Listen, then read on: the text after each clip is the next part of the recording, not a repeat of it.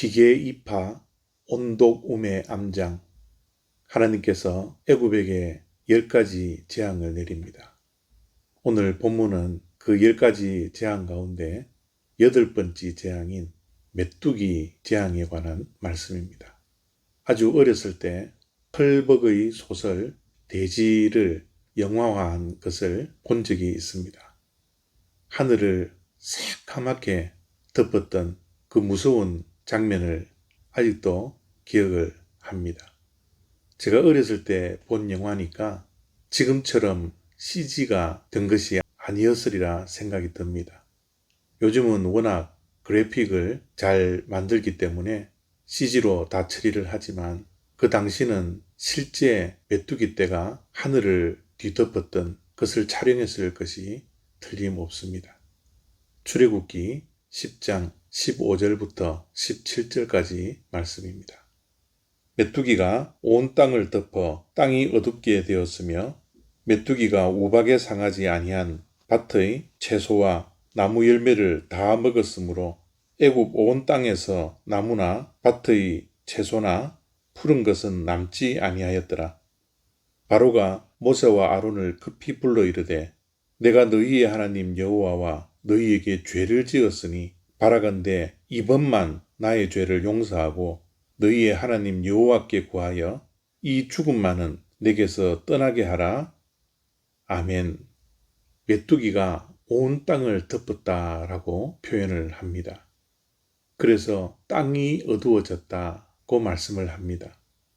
메뚜기가 한 마리 두 마리를 보면 그것이 두렵지 않습니다. 그런데 지금 메뚜기 재앙은 한두 마리가 아니라 온 땅을 덮어 땅이 어두워질 만큼 메뚜기의 수를 셀 수 없을 정도로 메뚜기가 온 땅을 덮었던 것입니다. 공포 그 자체입니다. 그래서 바로가 너무 무서워서 모세와 아론을 급히 불러서 이 죽음만큼은 면하게 해달라고 애원을 합니다. 그리고 나의 죄를 용서해 달라고 모세와 아론 앞에서 회개를 합니다. 그런데 이것은 회개하는 척 했을 뿐이지 진짜 회개는 아니었습니다. 왜냐하면 진정한 회개는 반드시 행동이 뒤따라야 합니다.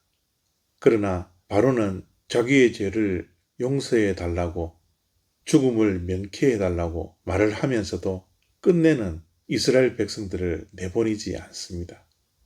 행동이 뒤따르지 않는 회개는 진짜 회개가 아닌 것을 우리가 이 말씀을 통해서 알 수 있게 됩니다. 또한 우리가 이 말씀을 통해서 깨달아야 할 것은 하나님을 대적해서는 안 된다라는 겁니다. 바로는 하나님을 대적하고 있습니다.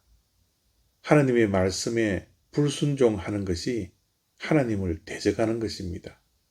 하나님은 바로에게 8번의 재앙을 통하여서 이스라엘 자손들을 광야로 내보낼 것을 모세와 아론을 통하여 말씀하셨지만 바로는 끝내 하나님의 말씀에 불순종하며 하나님께 맞서 싸우고 있습니다. 하나님을 맞서서 싸워 이길 존재는 이 세상에 아무도 없습니다. 그러나 바로는 끝까지 하나님과 맞서고 있습니다. 하나님께서 진정한 회개의 기회를 이렇게 주심에도 불구하고 그는 이 시간이 진정한 회개를 해야 하는지 깨닫지 못하고 있습니다. 우리의 모습 속에는 이런 바로의 모습이 있지 않습니까? 매일매일 하나님께서 우리들에게 말씀하심에도 불구하고 우리는 하나님의 말씀에 불순종하며 하나님과 때로는 맞서지 않습니까? 고집스럽게 자기의 뜻과 자기의 생각이 하나님의 말씀보다 더 앞서는 그런 삶들을 우리는 혹시 살아가고 있지 않습니까? 바로의 이야기가 남의 이야기가 아니라 바로 우리 모두의 모습이지 않습니까?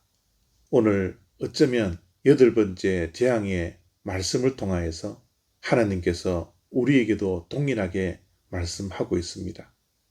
혹시 우리는 하나님과 맞서고 있지 않습니까?